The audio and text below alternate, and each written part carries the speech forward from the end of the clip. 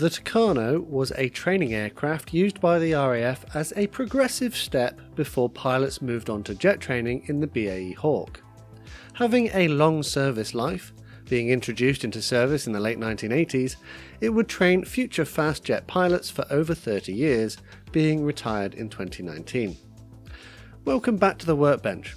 I'm Matt, this is Model Minutes, and join me in this video as I build and review the 1/72nd scale plastic model kit of the short Tucano T.1 from Airfix.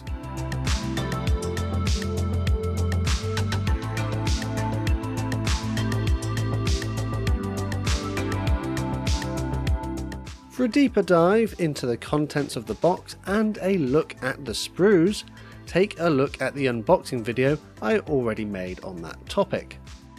This time I'll be focusing on the build of the kit and rounding it off with a review at the end. I'll pop a list of the products I used on the screen now to give you a clue as to some of the paints and things you might want to get if you choose to have a go at this one yourself. As a reminder though, plastic modelling can be hazardous due to the paints and tools we use, and as a result, Airfix recommends this kit to those aged 8 years and older. This kit didn't feel particularly greasy, so I decided to neglect washing the parts and crack straight on with the build. I'll use my snips to remove the parts from the sprue, and then a nail file to clean up any flash or excess plastic from the parts before adding them to the model.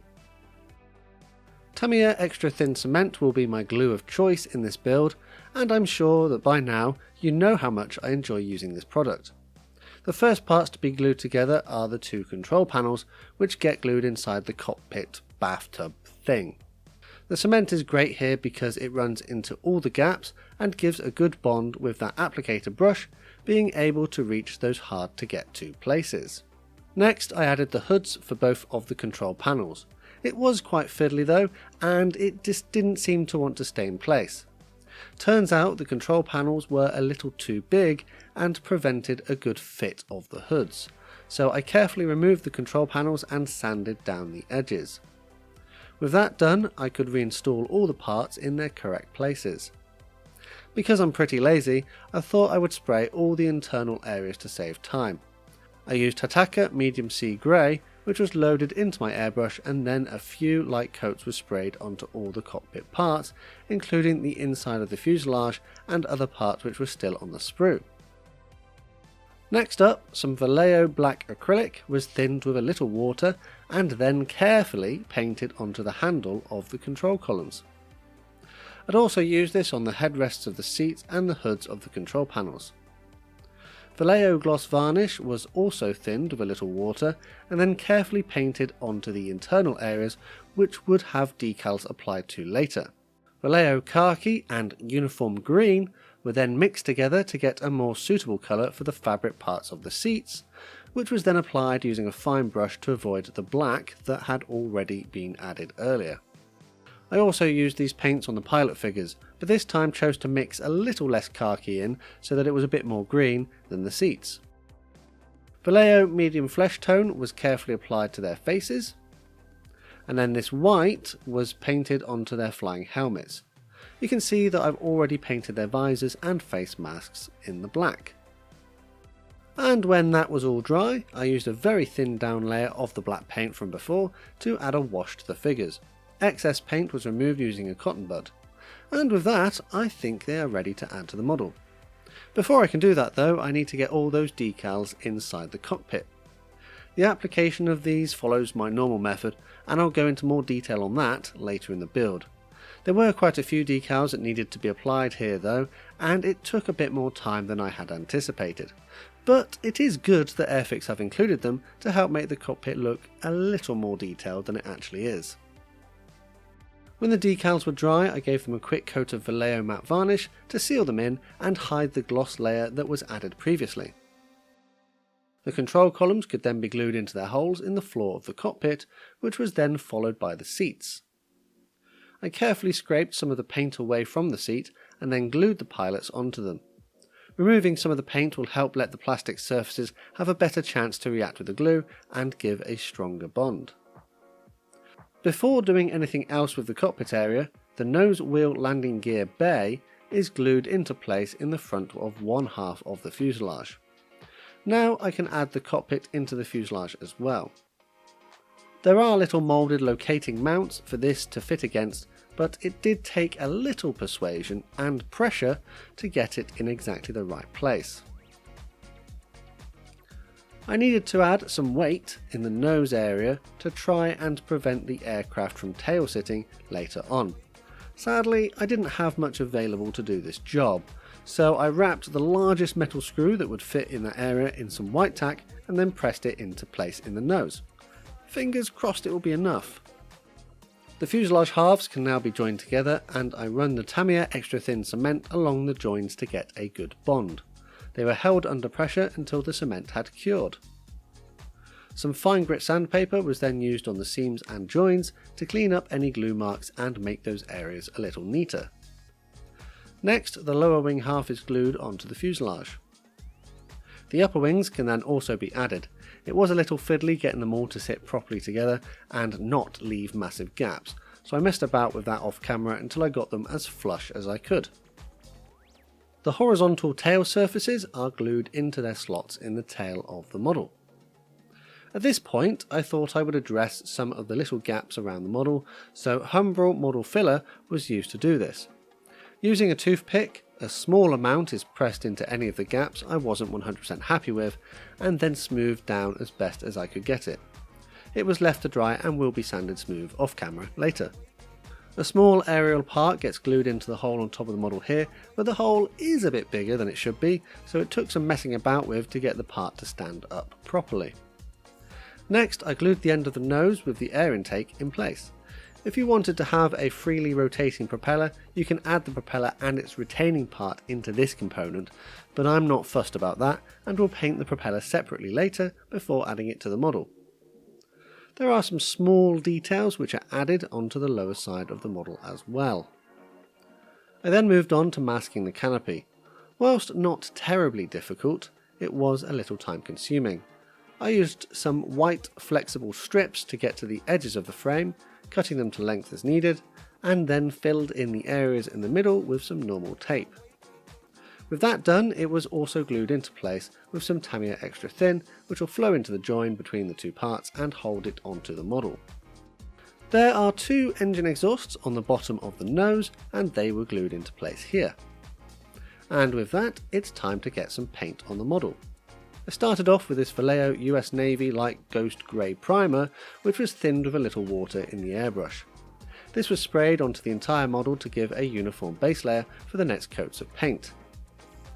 Vallejo Model Air White was then sprayed onto the landing gear bays and the remaining landing gear parts that were still yet to be added to the model. I then added the landing gear and air brake covers to the model, but for now they were not glued and only held in place due to friction. Why bother masking these areas with tape when there is something that already exists that fits perfectly there? Lazy modelling at its finest. That being said though, the nose wheel ones wouldn't do the job because they come in two parts and would fall in, so I did end up using sponge and white tack here. For the main colour of the model, I went for this Vallejo Model Air Black, and it was applied in a number of thin layers to the entire aircraft. After this, I think I forgot that I had other parts which needed to be painted black and had already cleaned my airbrush, so instead thought it would be quicker to use the normal Vallejo black as used earlier to paint the spinner and propeller blades. Only the rear sides of the propeller is black though, with the front remaining white. The tyres on the wheels and the nose wheel landing gear covers also had a layer or two of this paint. Next up, this K-Colours acrylic gloss was sprayed onto the model. This will form a nice smooth layer for the decals which will be added next. As usual, I'm going to use Micro Set from Microscale as my decal solution, and it was brushed into the areas where decals were going to be added, after having soaked those decals in warm water as per the instructions. They were slid into place on the model and carefully positioned. The roundels for the black version of the kit come with extra white backings to make sure that the colours stay vibrant. The cartograph decals in this kit apply to the model really well and are incredibly well printed. but there are a lot of little stencils and things, and it became a rather time-consuming task to complete. There are even decals to add to the canopy, so I carefully removed the tape and added these as well.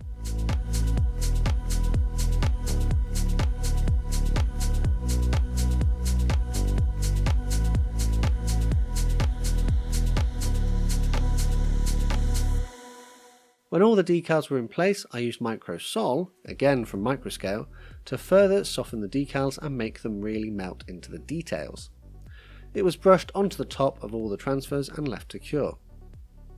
The white paint from earlier makes a reappearance here and was carefully brushed onto the various antennae and aerials on the model. Vallejo aluminium was then used to highlight some of the parts of the landing gear. Tamiya bronze was thinned with Tamiya Thinner X20A and added to the engine exhausts. Then a little aluminium was added to the mix and brushed onto the top as well. I found that the propeller wasn't fitting properly in the nose, so I had to open up the hole with a slightly larger drill bit. The spinner was then glued to the propeller, with careful application of the cement needed to avoid melting those decals on the blades. This assembly can then be added onto the nose of the model. Humbrol poly cement is a lot thicker, and I chose to use it to glue the landing gear covers into place. Being a thicker glue, it will help hold it in place as it bonds the parts together. I did this for the nose wheel, the open air brake, and the main wheel covers. Now, another coat of the K-Colors gloss acrylic was added to the entire model to give a uniform, glossy finish as per the real RAF Tucano. It will also help to give a protective coat to those decals. When that was dry, the landing gear parts can be added to the wheel wells, the main wheels are added to their legs, and when in position on the model another part is added as well. The nose wheel repeats the process in a similar fashion. And that's it! My build of the Airfix Tucano T.1 in 1/72nd scale is complete. It's not been a bad kit on the whole, and it's probably time to display it on my shelf. Oh, wait a minute. It's tail sitting. I was worried that nose weight wasn't going to be enough. I really need to get something heavier to put in my models like these. Well, I don't really want to display it like that, so I'm going to see if I can do something to hide it. In the same vein as my trumpeter F86, which had the exact same problem, I think I'll make a little base and glue it down. That should solve it. This time though, I've got a little wooden plinth to put it on, and it fits quite nicely. The top area is 10cm by 10cm, and I cut out some card to those dimensions. It's pretty much the right size, so all I'm going to do now is cut it up to make it look like concrete slabs that could be used on a taxiway at an airbase. They were then glued down using Yoo-Hoo general purpose glue. Humbrol 110 natural wood acrylic was painted on the edges, which were to have grass added in a little bit. Tamiya dark grey was painted onto the joins of the slabs. This was then followed by deck tan, which was thinned down and applied to all the cardboard squares. After a few coats of this, I moved on to Humbrol satin varnish on the edges, just to bring out the colour of the natural wood. Now, PVA glue was brushed onto the brown areas and then some scattered grass applied on top. I removed the excess and left it to dry. Some dust from a light grey artist's pastel was then brushed onto the tarmac to add a bit more weathering, and with that I think this display base will make a good way of solving my tail sitting problem. I then used some more of the glue to stick down the Tucano on the base, and now, finally, I think my model is actually complete. Before we move on, a quick historical segment from Hamish's Heinkels on the real Tucano, so over to you. The Short Tucano was a two-seat turboprop built by the Short brothers in Northern Ireland. It is a license-built version of the Brazilian Embraer EMB 312 Tucano. The Tucano was primarily used by the RAF but was also exported to Kenya and Kuwait. The RAF had 130 of these aircraft and lost 5 in service, all with no fatalities. It entered RAF service in 1989 and was used up until 2019. It was replaced by the Beechcraft T6. Thanks to Hamish's Heinkels for that, and you can find a link to his channel in the description below if you'd like to take a look at some of his videos. But now, let's talk more about the model. If you're a member of my Discord server, you'll know that I built this model as part of a group build focusing on subjects from your home country, so being from the UK I thought this would make a suitable entry. Plus, it meant that I could clear another kit from my rather sizable stash. But anyways, let's get on with the review. Now, for a kit which was tooled back in 1990, it's actually not that bad for its age when comparing it to similar contemporary kits from Airfix of that period. It even has some similar features of kits that were released in the last 10 years or so as far as the history of kits goes, it kind of shows the development that Airfix has made by being one of these transitional kits between their old and new designs. It does feature, on the whole, a reasonable level of detail and recessed panel lines and raised details throughout the model. There was flash on some of the parts which needed cleaning up, and some of the parts needed sanding down quite a bit to get them to fit properly too. There are some gaps in places that needed filling, but for the most part it was quite a good model. Airfix considers this a skill level 1, and whilst the general assembly of the kit could be considered quite easy, I think that if you were a new modeller, getting all those decals on the model could be a little tricky, especially with the large number of small ones. I know that when I first started modelling, they would end up lost, in the wrong place, or even upside down.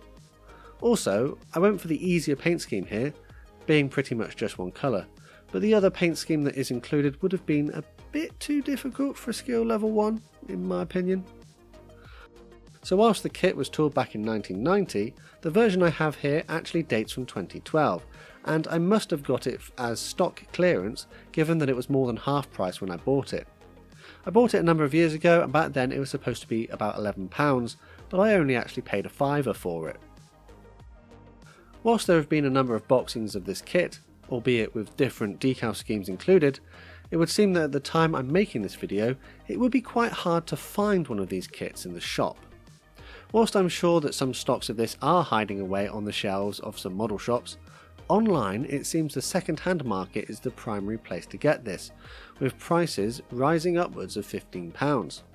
Personally, I'm not sure it's worth that much, but for the £5 I paid for it, it was definitely good value for money. The instructions are quite well printed and easy to follow, along with the two paint schemes being printed in colour, which is always a great feature. The decals, being printed by Cartograph, are completely fantastic and are some of my favourite, having excellent accuracy and colours. Not to mention being really easy to apply and settling into those details nicely. So yeah, generally, this is quite a good kit and well worth the money if you can get it cheap enough. It does have a few fit issues, but anyone with a little experience should be able to overcome them. With an objective look at the kit out of the way, let's now discuss my finish of the model. Generally, on the whole, I'm quite pleased with the completion of this kit. I'm not 100% happy that the weight in the nose was not enough, and I really need to get some heavier, small things to use on future models. The painting of the kit went alright too, but I have noticed that the cheap airbrush I used in this build has left a bit of a blotchy finish on the paint. I guess the paint, as it comes through the nozzle, is not being uniformly distributed, and I'm getting different sized particles. I think it's quite noticeable on the canopy because after applying a gloss layer, it looks a little foggy, which I think is down to the paint being a bit speckly. I also noticed after I finished the model that one of the decals on the canopy wasn't as central as it should be.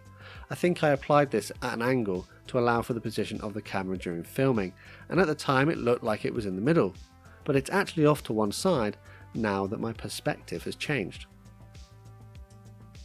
So yeah, in the future I'll be looking at upgrading my airbrush to get something with a neater spray pattern. Anyways, I think it's time to round this one off. Despite the age of the tooling, this is actually a pretty neat little kit, and if you can find one cheap enough, it will make a fun activity for a few evenings, and result in quite a nice looking model in the end. Before I sign off, a slightly longer shout out to my patrons on Patreon and channel members on YouTube. Seeing as this is the first build video I'm editing in 2022, there have been quite a few people join the community over the last few months. To that end, I'd like to welcome to the club Timplate Geek, Martin, Amanita and Calibert who join us on Patreon, and South Coast Modelling, 50s Binman, Ian and Simon who join us as channel members on YouTube. Also, an honourable mention goes out to Al from Aberdare. Happy modelling. There are links in the description of this video if you'd like to find out more on how to join these people here, and also to Hamish's channel for his contribution with the history segment.